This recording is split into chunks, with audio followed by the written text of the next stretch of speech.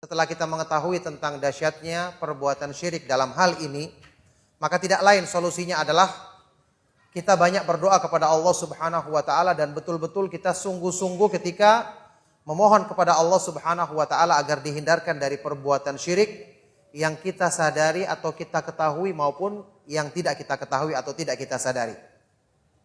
Kemudian selalu mengamalkan setiap saat dan setiap waktu yang namanya mujahadatun nafs atau tazkiyatun nafs, pensucian jiwa, menyelisih keinginan hawa nafsu, selalu menundukkannya di jalan Allah Subhanahu wa taala. Kemudian yang tidak kalah pentingnya adalah belajar Islam untuk kita mengenal keindahannya. Karena Islam itu indah.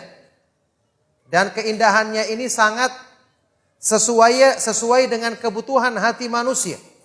Kita perlu yakinkan hati kita bahwa tidak ada keindahan apapun dalam urusan dunia ini yang melebihi keindahan syariat Islam, yang melebihi kenikmatan ketika kita merasakan kesempurnaan iman, yang melebihi dari kenikmatan hati kita ketika mengenal Allah Subhanahu wa taala dengan kemahaindahan nama-namanya dan kemahasempurnaan sifat-sifatnya.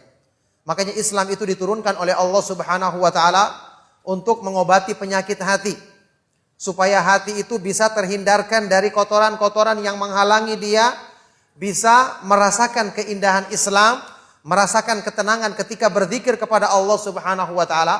Kalau ini telah dirasakan hati manusia, maka urusan-urusan dunia dan segala sesuatu yang memalingkan dia dari petunjuk Islam akan dirasakan sebagai sesuatu yang tidak bernilai atau rendah nilainya, yang tentu dengan itu dia tidak akan menggantikan kemuliaan Islam ini dengan apapun selama-lamanya. Maka dengan itu dia tidak akan mungkin mau untuk menjadikan amal-amal soleh yang dikerjakannya diniatkan untuk balasan-balasan yang rendah dari urusan-urusan dunia. Inilah yang harusnya kita lakukan sebagai solusi dalam masalah ini, ya. Jadi kajian-kajian tentang masalah iman, tentang masalah tauhid, sekali lagi ini perlu selalu dihidupkan dan digalakan. Kemudian masing-masing kita berdoa kepada Allah Subhanahu wa taala dan berusaha mempraktekannya dalam kehidupan kita, dalam urusan kita sehari-hari.